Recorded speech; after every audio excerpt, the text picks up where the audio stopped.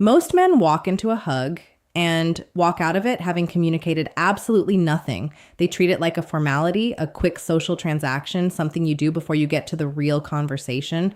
What they don't realize is that the hug itself is the conversation. Within those few seconds of physical contact, something far more powerful than language is happening. Her nervous system is already reading you, already forming an impression, already deciding how she feels about being near you. When you understand how to work within that window, a simple embrace stops being a greeting and starts being a turning point. The fundamental error most men make is assuming that touch is neutral. It isn't.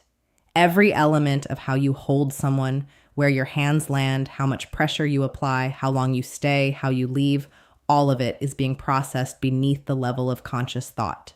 Her body is translating your physical presence into emotional information, safety, strength, comfort, desire.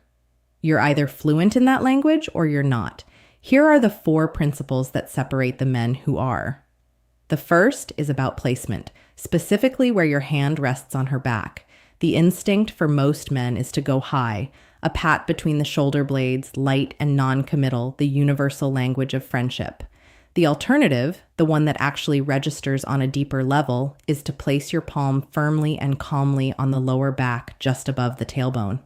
This isn't about being provocative, it's about being neurologically significant. That region of the body is connected to feelings of stability and protection. When a steady, assured hand rests there, it bypasses her analytical mind entirely and speaks directly to something more primal. It communicates that you are grounded, that you are present, that you are someone she can feel safe around.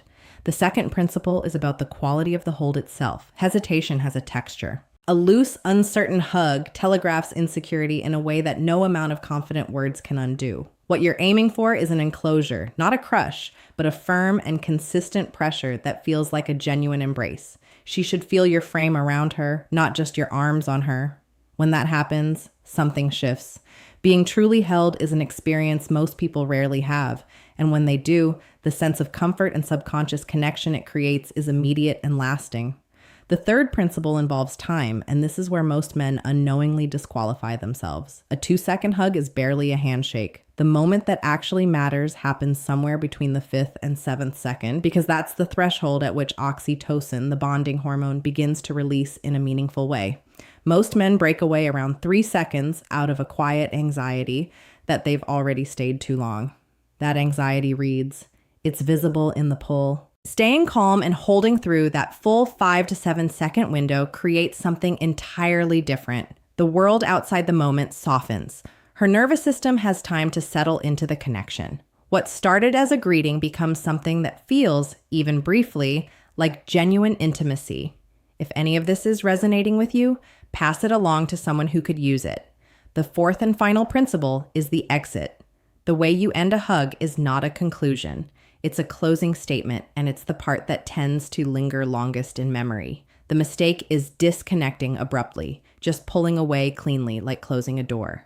Instead, as you draw your torso back, let one hand move with slow, deliberate intention, either trailing along the side of her arm or making a faint, brief contact along the nape of her neck or through her hair. This is not a grab. It's barely a touch, more like a suggestion of one. But the neck is a vulnerable area, dense with nerve endings, and a gentle, respectful brush there at the moment of parting leaves, behind what can only be described as a sensory echo. A phantom impression on the skin that her mind will return to without her fully understanding why. She'll find herself wanting to rewind the moment. Here's what all of this points to. The difference between a man who is merely present and a man who is genuinely unforgettable has very little to do with what he says. It lives in the precision of his physical presence, in the details so small that no one consciously notices them, yet everyone unconsciously feels them. You now have a framework for turning the most ordinary moment of human contact into something that leaves a real impression. Use it with respect, use it with confidence, and use it only where there is genuine interest behind it.